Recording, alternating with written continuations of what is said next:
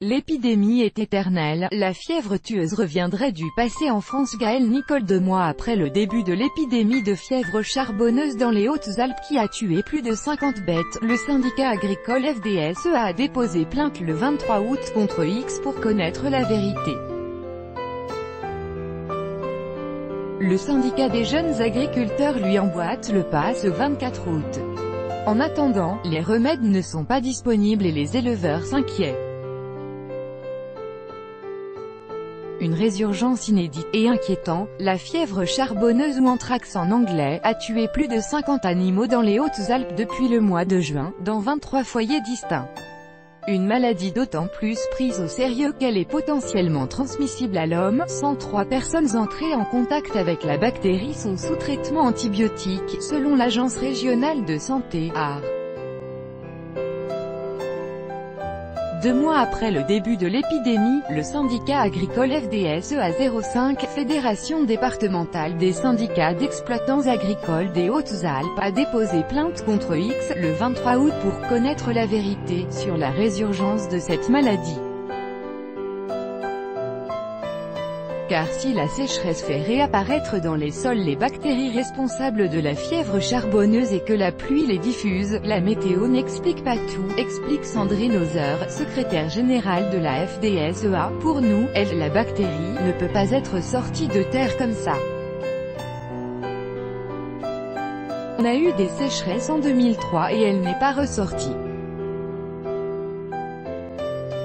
Donc si c'était vraiment la sécheresse, pourquoi elle n'est pas ressortie en 2003, s'interroge Madame Hauser, elle-même éleveuse.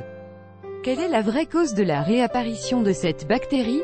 Des travaux faits en profondeur, en l'occurrence des trous creusés pour la pose de pylônes électriques, pourraient être à l'origine de cette résurgence, dans des zones où des bêtes mortes auraient été enterrées il y a plus de 100 ans. Nos questions c'est, soit on a tort et ce ne sont pas les travaux qui l'ont fait sortir et l'enquête nous le dira, soit c'est les travaux et on sait d'où ça vient.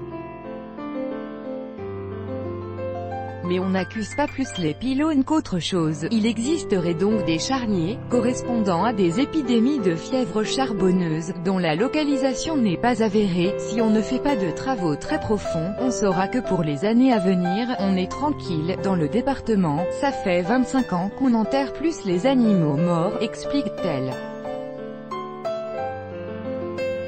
L'épidémie est éternelle. Ça peut être des charniers qui ont 100, 200, 50 ans, on ne sait pas, mais on pense plus de 100 ans, parce que personne ne s'en rappelle. S'ajoute à cette épidémie inédite un problème d'accessibilité des vaccins, le laboratoire espagnol les produisant étant fermé au mois d'août. La propagation, les pouvoirs publics ne peuvent rien contre. Elle est là, elle peut nous tomber dessus. C'est un problème de vaccin, ce n'est pas la faute du département si le laboratoire ferme en août et qu'il n'y a qu'un laboratoire au monde qui le fait. Pas assez de vaccins, et pas assez de vétérinaires ruraux, le rural n'intéresse plus, déplore Madame Hauser. Le gros problème du département des Hautes-Alpes, c'est qu'on n'a plus de vétérinaires ruraux. On en a plus que 6 dans tout le département, sachant qu'ils vont aussi sur le 04 et sur l'Isère, et 2 vont s'arrêter. Aujourd'hui, on fait avec ce qu'on a et on fait au mieux avec les pouvoirs publics. En attendant une réponse claire, on surveille tous nos bêtes. Dès qu'il en manque une, c'est la panique. Le préjudice financier, il est pris en charge, pas le préjudice moral, conclut-elle.